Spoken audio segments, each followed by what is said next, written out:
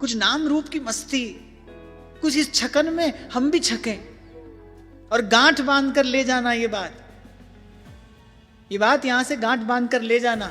माताएं पल्लू में गांठ बांध लेती है ना, कुछ भूले नहीं, ऐसी ये न भूलने वाली बात है। गांठ बांध कर ले जाना।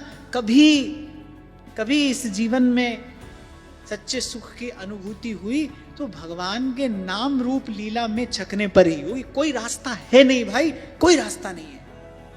अन्यत्र अपना समय, अपनी शक्ति व्यर्थ मत गंवाइए। कुछ हाथ आने वाला नहीं है, कुछ मिला तो यहीं से मिलेगा। हमारे कबीर जी बड़ी सुंदर बात कहते हैं, द्वार धनी के पड़ रहो, द्वार धनी के पड़ रहो, अरे धक्का धनी का खाओ। वैसे ठाकुर जी धक्का तो नहीं मारते हैं, अधिक से अधिक क्या करेंगे, कुछ दिन आपसे नहीं बोलेंगे, बस इतना ही होगा। कुछ दिन आपसे नहीं बोलेंगे, आप बोलोगे ये नहीं बोलेंगे, आप देखोगे हो सकता है ये ना देखें। इनके द्वार पर तो बस इतना ही धक्का मिलता है, पर मेरे ये धक्का खाते रहना। द्वार धनी के पड़ रहो और धक्का धनी का खाओ, क्योंकि एक दिन धनी निवाजी है, द्वार छाड़ नहीं जाओ। एक दिन ये निवाजेंगे, एक दिन कृपा करेंगे, एक दिन जो सुख इनके भक्तों ने पाया है, पाते हैं, पा रहे हैं, एक दिन उस सुख की कर्ण प्रसादी हमको भी मिलेगी। तो सुखदेव जी महाराज उसी सुख में छके हैं। इसलिए आरंभ में मैंने आपको निवेदन किया, ये महारास लीला विशिष्ट है। दो कारण है, एक तो स्वयं ब्रह्म ने जीव का आह्वान किया है, ठाकुर जी ने बुलाया है, और फिर बुलाकर अपने आप को ही दे दिया है, अपने निज स्वरूप का, अपने रस स्वरूप का दान कर दिया है, जिसको पा लेने के बाद यं लब्धवा पुमांग अमृतो भवति सिद्धो भवति तृप्तो भवति। आपको एक बात बताऊं, ये बार बार संसार की विषय वस्तु व्यक्ति में मन जाता है, उसका कारण क्या है आप बताओ? मन बार बार इस ओर आकर्षित होता है, इसका कारण क्या है? कोई बताओ। भोजन की ओर किसका मन जाता है? भूखे का जाता है। भूखा है तो मन जाएगा। अब घर से कोई बिल्कुल छक्कर पाकर निकला है, मार्ग में कोई 56 भोग लेकर खड़ा, उसका मन ही नहीं जाएगा, उसकी दृष्टि भी नहीं जाएगी। कभी कभी तो व्यक्ति इतना खा लेता है, कह रहा है भाई अब भोजन का नाम भी मत लो, इतना छक जाता है वो, इसका नाम भी मत लो।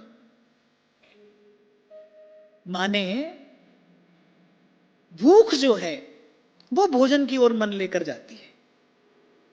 ऐसे ही ये जो जीव की अतृप्ति है, अतृप्ति जो भीतर की अपूर्णता है ना, ये जो हमारा अधूरापन है, जो हमारी अपूर्णता है, ये बार बार हमको संसार के विषय वस्तु की ओर आकर्षित कराता। अरे प्रभु कृपा कर दे, अपनी कृपा की छकन में छका दें। और नारद जी कह रहे भगवान की कृपा का यही प्रसाद है, यं लब्धवा, जिसको पाकर पुमान अमृतो भवति सिद्धो भवति तृप्तो भवति, तृप्त हो जाता है कोई। इतनी तृप्त हो गई गोपियां कि ब्रह्म ज्ञान जैसी उत्तमोत्तम वस्तु बड़े आदर से श्री उद्धव जी लेकर आए। गोपियों ने कहा कि हाँ बात तो तुम्हारी सब बड़ी अच्छी है, पर तेरो जोग कहाँ राखे रे उधो, यहाँ रोम रोम श्याम। कह नैनन पिय मूर्ति बसी, तेरे पर छवि कहां समाए।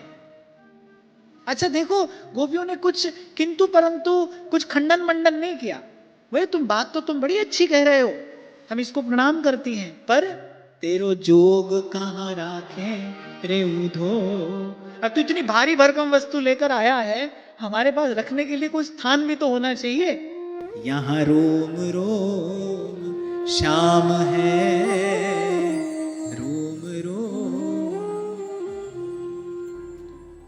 यहां तो अष्टछाप के कवि कहते हैं उर्मे माखन चोर गढ़े। अच्छा ये एक बार गढ़ जाएं, सीधा कांटा हो ना, सीधा कांटा हो तो सीधा निकल भी आए। अब कांटा 3 जगह से टेढ़ा हो और वो गढ़ जाए, निकल तो नहीं सकता है भाई, वो तो भीतर ही रहेगा। ऐसे अब ये जो है ना, हमारे श्री स्वामी जी महाराज कह रहे हैं, अरे आज तृण टूटत ललित त्रिभंगी पर। ये जो त्रिभंग ललित मुद्रा है, ये जो श्री ठाकुर जी की रूप माधुरी है, कह रहे ये कहीं उर में गड़ जाए। हमारे कल्याण पुजारी तो कहते हैं सांप के खाए को मंत्र लगे। सर्प दंश हो जाए किसी को तो गारुड़ी मंत्र होता है ना, बोले सांप के खाए को मंत्र लगे, पर या कि आंख के खाए को मंत्र न तंत्रा। किसी ने कहा क्यों ऐसा क्यों कहते हो भाई? कह रहे ऐसा इसलिए कहते हैं, एक बार सांप डस जाए तो वो व्यक्ति रस्सी से भी घबराता है।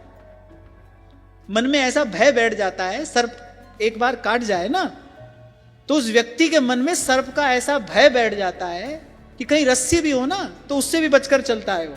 बोले लेकिन यहां बात बिल्कुल विपरीत है। बोले ये अपनी आंख से किसी को, तो वो इनसे बचने के बजाय बोले दौड़ दौड़ कर इन्हीं के पास आता है, लिपट लिपट कर इन्हीं के पास आता है। बोले उसका इलाज हो तो हो कैसे? उसका इलाज हो कैसे? तभी कहा सांप के खाए को मंत्र लगे, पर यहाँ की आंख के खाए को मंत्र न तंत्रा। तो ये अगर गड़ जाए फिर निकलना कठिन नहीं, निकलना असंभव। तभी आपसे आरंभ में मैंने कहा भाई ये देंगे तो अपने आप को देंगे। श्री रूप गोस्वामी पाद कहते हैं संसार का सुख प्राप्त करने की इच्छा है, बंधु बांधवों के सहित घर परिवार में रहकर और गृहस्थ का सुख भोग करना चाहते हो तो भूल कर भी जमुना किनारे मत आ जाना।